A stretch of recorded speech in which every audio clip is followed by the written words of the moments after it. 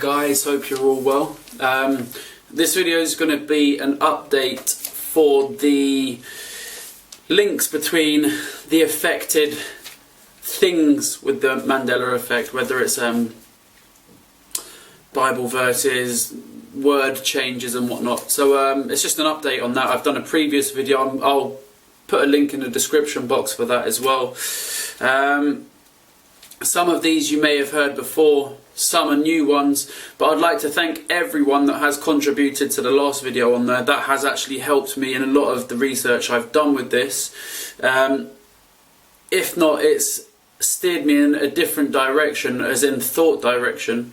So yeah, thank you everyone who's been involved with that as well. So I'll get straight to it. So sorry about the notes here, guys. Yeah, as professional as ever, I guess. So going back to some of the changes, so the Volkswagen logo. So again, I mentioned this in the last video. We've got the what could be deemed as the VVV in Hebrew. That's the sound, I believe it works in Hebrew, of 666. So in the Volkswagen logo. So for anyone that hasn't seen it or is new to the Mandela effect, there's now a little gap in between the V and the W in the logo. Quite a small one. Bear with me. These do get a bit bigger. So Prince, the singer, the symbol Prince, in one of his songs. So again, I'm not overly familiar with this song, but people were saying it did say, let's celebrate this thing called life, which has now changed to let's get through this thing called life. So with Prince, there's a few things. So you've got Prince, could it be Prince of Darkness? Again, I'm not saying it is.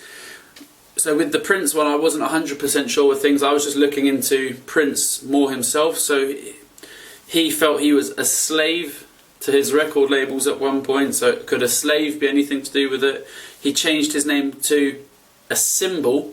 So I looked into the symbol as well. So the symbol was a combination of the male and female sign, which, if I'm not mistaken, Baphomet or Baphomet, Beelzebub, the devil, whatever you'd like to call him, is it androgynous? Is that the right word I'm using there? Where it's basically he's depicted with breasts and male organs. So it's, yeah, let's just say that androgynous is the right word. I'm not sure if it is. So again, that's the Prince ones. I was just trying to think outside the box. I'm not saying that any of those are definitive. There are ones that get a bit more interesting. So Forrest Gump, life is like a box of chocolates, is how many people remembered it. It's now changed to life was like a box of chocolates. Again, the tense on that has changed. It's like we're now living in the past. Could we be reverting to the past? I don't know. So the Volvo logo, this was an interesting one. So I as well as many other people, had noticed that it had changed to the male symbol. And people had commented on this one, which I didn't know about. So the male symbol in, I believe it was Greek astrology or mythology, is the sign for Mars, the god of war. So again, I think that's quite a significant link. Again, going back to the Volvo logo, I think I mentioned this in the last video. With it being the male symbol, think about this logically. Would you limit 50% of your audience? Let's say, so you've got men, you've got women. You're not going to limit a car that is for everyone. You're not going to target males. You just wouldn't. It would be the dumbest marketing decision that you could think of. So that's that one there. Again, bear with me if I am repeating any of these. There are new ones in here as well. So the Capricorn sign has now changed. So I remembered it as a goat with four-hooved legs. There are people that remember it differently, so it's now a mergoat or a goatfish. As I said before in the video, so the goat is often what the devil is referred to as the goat, the Baphomet. And the pentagram as well that you often see in music videos, you'll see it on kind of satanic looking t-shirts. That is a representation of a goat's head with the horns. This was quite an interesting one because I couldn't quite get this before. So Queens, we are the champions, and then it ends of the world. So you know how it goes. I'm not going to sing now. I'm still early. I'm still in my sleeping t-shirt. So of the world, are we of the world? I'm sure that there's a biblical representation of the world or not of this world. So it's like of the world has now been removed. This I found very, very interesting. One of the subscribers on the previous video commented on this, and this, I love their logic of thinking behind this. I thought this was very good. Right, so I'm switching notes here, guys. So with Star Wars, there's been a few changes on there. Right, so C-3PO, the all gold metallic robot type character, now has one silver leg, or lower half of his leg, where the calf is. See, I didn't think of this before, but this makes so much sense. I was thinking of it from a front point of view of a shin, a silver shin. I had this toy when I was younger. My toy was all gold. I only ever remembered the character as being all gold. So C-3PO now has a golden calf, which I had to do a little bit of research on this, but thanks to the commenter on the previous video, it led me down this path. So there is a story in the Bible, again I'm no theologian, there is a story in the Bible about the golden bull calf, that if I remember, a load of people melted down their gold and this bull calf was created, and they idolised this bull calf. It was for Moses getting them across Egypt or something to that effect. And Moses wasn't too pleased with them basically idolising a false idol, the bull calf. Great way of thinking for that commenter. Yeah, give them a like on the comment if you go back to the other video, because I thought that was a great way of thinking. So, how I remember the scene as well, Luke, I am your father. Could probably do a better impression than that, but that's a quick one. Has now changed to no, I am your father. So when I'm thinking of Father, I'm thinking like our Father who art in, or which art in heaven, the Father, so the Creator. So you've got no, I am your Father, which there's a couple of different bits for me to read out here. So there's Luke, I am your Father. There have been changes to Luke in the Bible. So you've got Luke 19:27, which again I'm really reiterating this point strongly. I'm not a theologian, but this is what people are saying it has now changed to, and this is what I read verbatim. I got the quote on here. But those mine enemies which would not that I should reign over them, bring hither and slay them before me. Slay them before me. Doesn't sound very nice. In any religion, to be slaying anyone, even your enemies. As I say, I've had so-called enemies in life, and I've tried to forgive them for what they've done, to the point where, yeah, I've truly forgiven them, and I wouldn't say that I'm an overly religious person. So that's a change in Luke. And another thing, I looked into Darth Vader a little bit more as well. I thought, what's his story? Because it's been many years since I've seen these films. So he was once a heroic Jedi Knight, seduced by the Dark Force. Sounds like a fallen angel to me. I do think that a lot of biblical stories are actually told in disguise, in what you'd call pop culture. Superman. Like, I love superheroes. For me, when I was growing up, X-Men was like my main kind of program I'd watch, I guess. But Superman as well. Very biblical undertones in there. For anyone that's new to me saying that or have never heard that before, I strongly recommend you to research that, the biblical undertones in Superman. And I'm probably sure it will be in in other superhero themed cartoons or films or what have you. Yeah, I mean, you've got Apocalypse in the latest X-Men. I don't want to talk too much in case I get some copyright strike or something, but yeah. So they all have a biblical undertone to them. Then you've got changes in the Bible, so there's been many changes. So again, I'm repeating myself from the previous video here, but you've got the previous story was the lion lay down with the lamb, and from what I've read about that, that's meant to be the two representations of Jesus. It has now changed to, and the wolf will dwell with the lamb. So I was thinking, okay, so a wolf, again I said this in the previous video, a wolf, so the first thing that came to my mind was a wolf in sheep's clothing. They're very deceptive and cunning. But then I thought, what about the word dwell? So to dwell is to live with, to reside somewhere. So it's kind of saying that the wolf is now living with the lamb. So is the wolf now amongst the lamb? Or it could also be to dwell, if you think of it in a different way, to dwell on the past. When you keep going back to a certain time. So you went like, oh, I remember when this times were so great then and whatnot.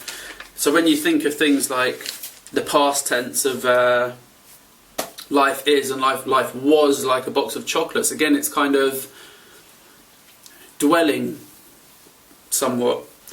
So we've got the Mamas and Papas song. Again, I mentioned this in the previous video. I remembered this as began to pray. So did many other people, where that now seems to be pretend to pray. But again I've mentioned this before.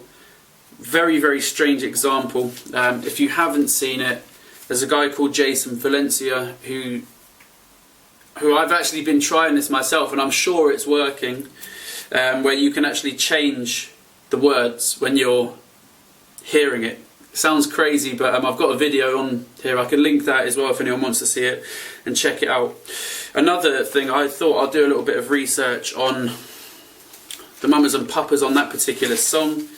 The album that song comes from is called If You Can Believe Your Eyes and Ears.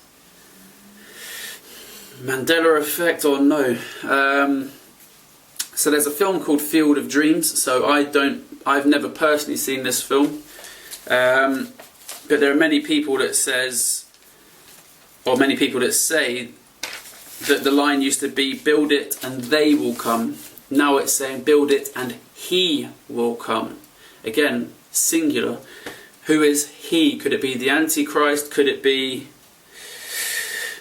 Well, I don't know. Again, I'm just speculating off the top of my head there.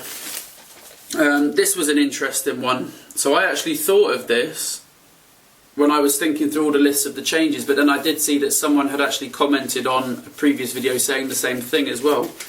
So the Berenstain Bears, or the Berenstain Bears as they were known to many people. Again, I didn't know this story. But I was thinking, okay, so what's changed in the word? One letter which has now changed it to stain. So a stain is something's been marred, something's been tarnished. A stain on humanity. Again, it's just a bit of wordplay here, but I'm just thinking it seems quite a predominant one for many people, because that, in my opinion, is probably one of the main effects that affected, and specifically a lot of American people, was the Berenstain Bears.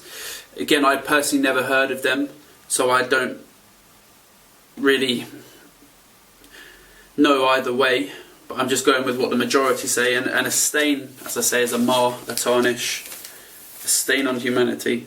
So Fruit Loops, again, it's not really a cereal that we have here so much in the UK unless you import it from America. But I was looking at that, so I was thinking, it's quite an odd one to change. So what's a loop? So you could say, oh, someone's loopy, they're crazy, you're a Fruit Loop. But then again, I tried to look at it from a different perspective. And I remember a film called, I think it was called Loopers actually. I think it was Bruce Willis, I want to say, where he keeps going back in time, almost on a loop. And if the universe is infinite, I guess it would be on somewhat of a loop. Same if this is caused by parallel dimensions, could that be on a loop? Again, just thinking out loud there.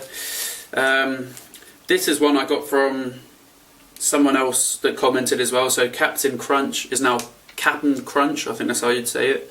Again, that's another cereal that wasn't really here in the UK to my knowledge. So what I tried to do with that, I was trying to look at the word captain and where it comes up in the Bible. There was many different references to it. That's why I haven't... I mean, you can use this one yourself, come to your own conclusion with this. A captain is someone who's typically in command. Does that mean there's a new commander now, a new captain? But again, I was trying to see when that was referenced in the Bible, but it's many occasions. So that's why I didn't put anything specific for that. This one is one that really gets me. I said this in the last video. So the Lord's Prayer in the Bible has now changed to in earth when it was on earth. And remarkably, I've actually had people commenting on the previous video I put up saying, no, it's definitely in earth. For me, it doesn't even make sense grammatically to say in earth. But then I was thinking, in earth, what's in earth? So again, I may have came to this conclusion on a previous video, I can't remember. So it's hot in earth, hellfire and brimstone, hot. And someone said that God casts his fallen angels into the earth.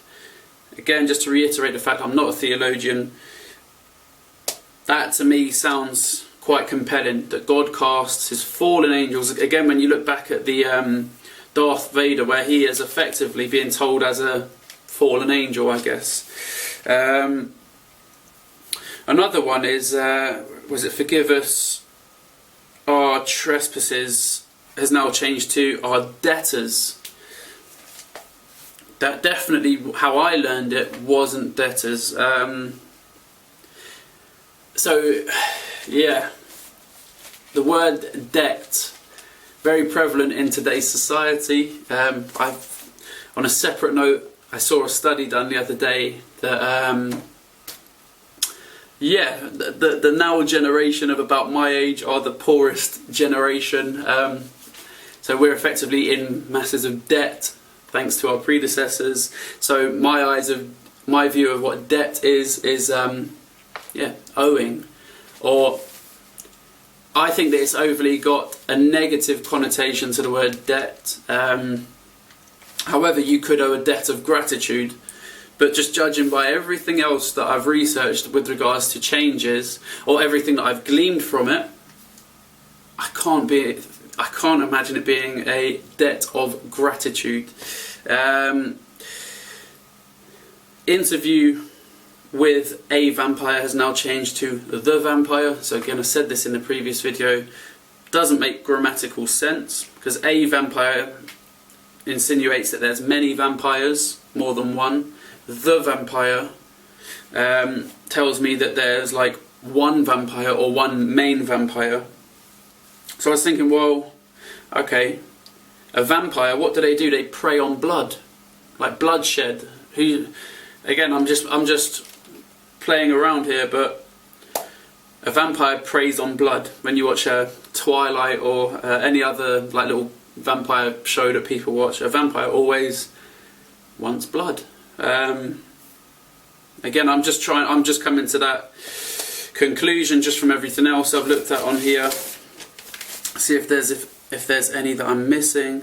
So the Wizard of Oz, the Scarecrow now has a gun. Now I saw that film many years ago, so for me I didn't overly remember it. But when I saw people saying in America that it's effectively you're indoctrinated into that film from a young age, everyone knows that film. No one seems to remember him having a gun. And the Scarecrow is meant to be the brains of the operation, I guess. Yeah, I couldn't find a direct link there. So help me out with that one, if any, or help me out with any of them. If you think I'm wrong, if you want to add to anything that I'm saying, yeah, feel free to do so. This is an open, I guess, a community brainstorming.